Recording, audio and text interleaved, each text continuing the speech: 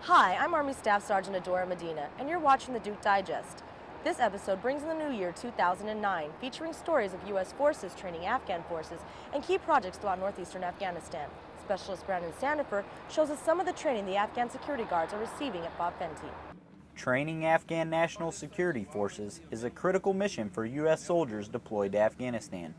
Soldiers from the 3rd Brigade Combat Team, 1st Infantry Division, are teaching Afghan forces infantry tactics. First Lieutenant Craig Gradelli details some of the training they conduct with Afghan forces. Basically, with the personnel search, what it comes down to is keeping and maintaining control over the person you're trying to search. So, we involve both verbal and visual instructions to the person in case they speak a different language. But more or less, it's to get them to put themselves in a place where we can control them safely and search them. So, the first thing obviously is get them to stop what they're doing, put their arms out and show they're not a threat, they're willing to be searched. And then once you do that, you get them to agree to put their hands on their head and interlock their fingers more or less. That way they've basically given up their arms to you. Once their fingers are interlocked, you grab those two middle fingers and now you basically control their arms from that one point, and you still have a free arm to search the rest of their body. We have them spread their legs, that way they can't really throw you off balance too much because their center of balance is spread out pretty wide. And then it goes on from there depending on how they take the whole thing and how they're dealing with being searched. The more hostile they get, we have a type of escalation of force, I guess, where we can put them down on the ground on their knees or lean them back so it's harder for them to get any sort of force or momentum going against you.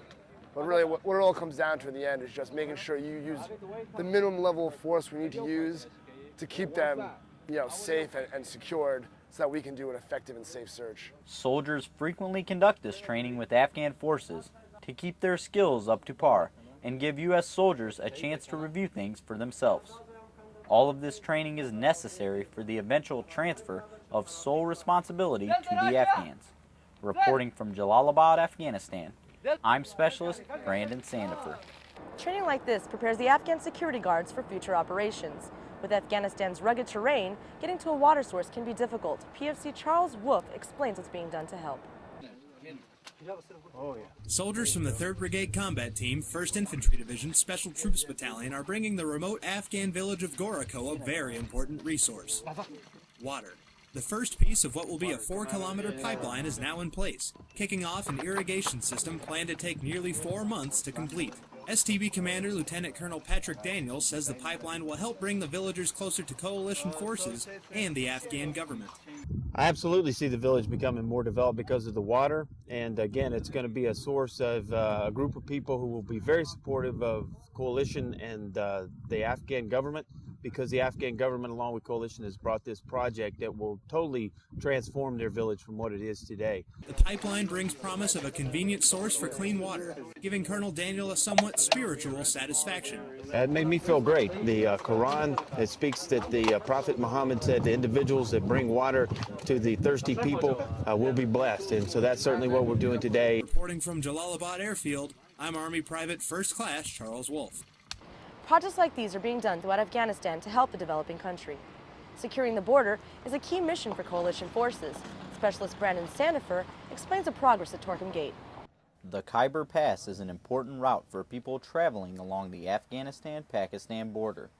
Assisting the Afghan and Pakistani forces in securing that border is very important for U.S. forces. Recently, Torkham Gate was closed due to operations on the Pakistan side. The gate is open on both sides now, and several things are done to make sure hostile persons or weapons can't slip through the border. Vehicles are searched thoroughly on both sides of the border, as well as pedestrians crossing on foot. Corporal Christopher Weber tells what U.S. forces are doing to assist at the border. When we first got here, they were doing a pretty good job with searching vehicles, so we didn't really have to, show them too much stuff. We kind of just picked up where the last unit left off. But we kind of stress, making sure they're looking in the trunk, making sure they're looking any compartments or anything like that. Soldiers do not do the job, but rather help the Afghan and Pakistani forces do the job better. Since this is one of the most heavily used routes, making sure it is safe is crucial to stability along the border. Reporting from Jalalabad, Afghanistan, I'm Specialist Brandon Sandifer. Torkham Gate is one of the most heavily traveled routes in Afghanistan, with thousands passing through daily. Education is important to the development of Afghanistan. PFC Charles Wolf explains how a U.S. Civil Affairs team helps keep a school running.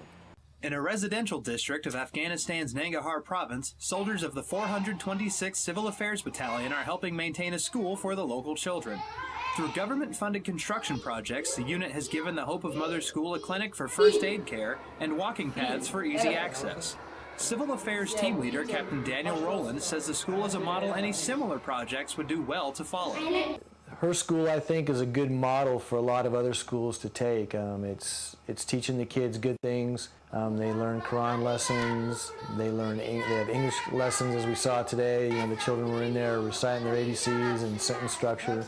She teaches arithmetic, reading, writing skills, science skills. The normal subjects you'd see like in a school in America are being taught. And it's a safe environment. The kids come there, they seem happy. It just seems like a good model of what maybe other schools in the area should be doing throughout the country. Its founder is an Afghan-American woman, driven by visions of an educated Afghanistan.